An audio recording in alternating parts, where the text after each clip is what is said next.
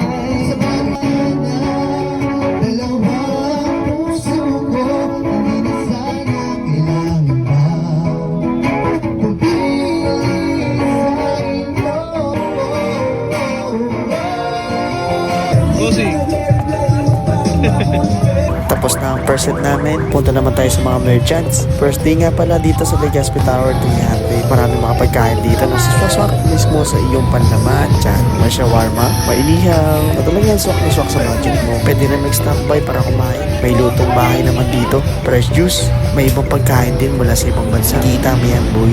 Isa sa natikman naman dito ang bagnet rice. Napakasarap. Siyempre, ang fresh juice ulit. At ngayon, babalik na kami sa aming set. So, welcome ulit sa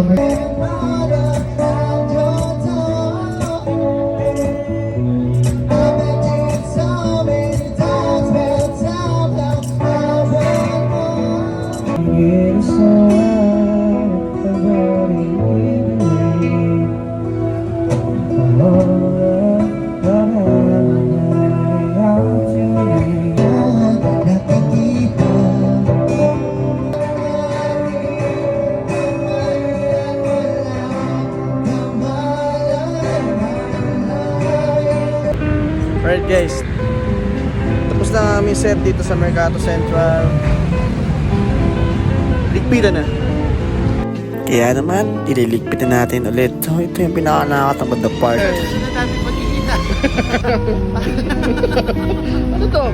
Parang ano la, parang nasa cartoon na yun.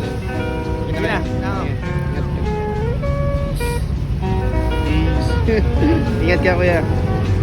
At dahil nakauwi na siya, syempre, uuwi na din ako. Nag-book ako ng movie papuntang EDSA Carousel para makatipid ako. Kahit sasakay tayo ng EDSA Carousel ay bababa tayo sa MRT Ortigas. Sa panahon ngayon, kailangan natin magtipid. Siguraduhin natin na bawat sentimo ay kompleto na kahit barya. Andito na nga pala tayo sa bahay. Thank you so much.